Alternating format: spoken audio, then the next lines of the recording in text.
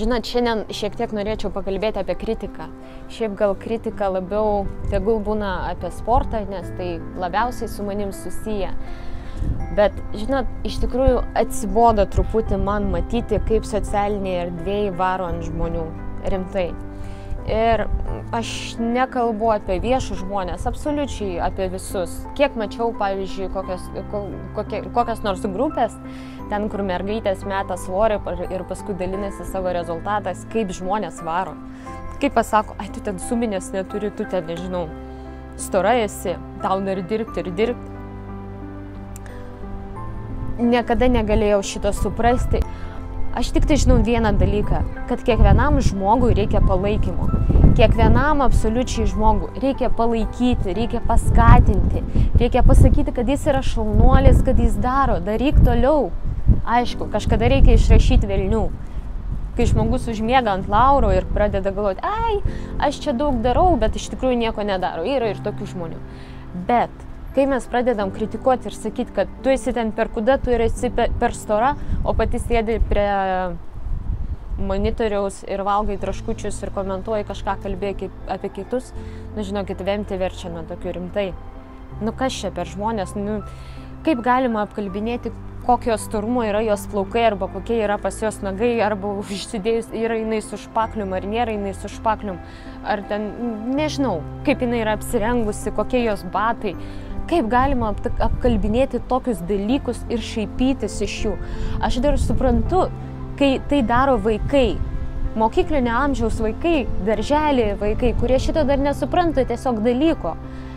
Bet kai daro suaugę žmonės, tai aš to negaliu suprasti. Negaliu visiškai suprasti, kaip taip galima daryti. Apie ką jūs galvojat, nejaugi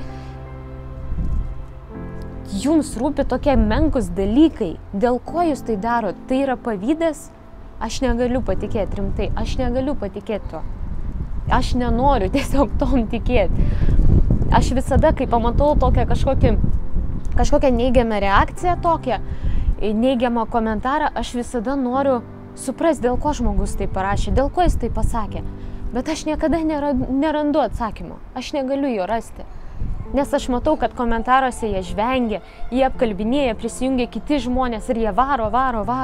Kodėl jūs tai darot? Aš kreipiuosi absoliučiai visus, kurie kritikuoja, apkalbinėja žmonės. Sustokit kitą kartą ir tiesiog pagalvokit, ką jūs sakot, rimtai. Ir aš nepamokslauju, bet tiesiog pagalvokit apie tai, nuoširdžiai, pagalvokit, kam jūs tai sakot. Ko jūs norite iš to? Kokio rezultato? Įsivaizduokit, jūs pamatot kokią nors merginą, kuri yra labai kuda, pavyzdžiui. Ir jūs parašot komentarą, nu tu tai skeletas esi. Fui, nėra subinės pas tave. O jūs žinot, kodėl jinai tokia? O jeigu jinai serga anoreksija? Jums negėda? Jeigu rimtai jinai serga anoreksija? Ir tai yra jos liga, ir jinai bando gydytis. Ir jai yra sunku, nes tai yra ir psichologinė problema. O jūs taip prašot, jūs taip sakot, negalima taip įžeidinėti žmonių. Arba jūs pamatot kokią nors merginą, kuri turi viršsvorio ir jūs parašot jai, kad jinai yra karvė. Kodėl jūs taip darot? O gal jinai kaip tik meta dabar svorį ir gal jinai jau 20 numetė. Ir dabar pas ją yra tas momentas, kai jinai nori gauti motyvacijos ir dėl to jinai įdėjo tą savo nuotrauką kažkokią su pokyčiais ar dar kažkokią įdėjo nuotrauką, nes jinai nori gauti paskatinimo, kad jai pasakytų, vau, tu tai esi pasikeitus, arba tiesiog kažkas parašytų jai gražuolė, dar kažkas. Ir jei tai būtų motyvacija, o tu parašai jai, kad jinai yra karvė, pažiūrėkit, kokią sustambėjusi. Ir jinai nueina ir apsiverkia į kampą, nes tai buvo paskutinis lašas ir jinai vėl prisvalgė ten savo ledų, batono, dar ką nors, nežinau. Negalima taip daryti. Rimtai.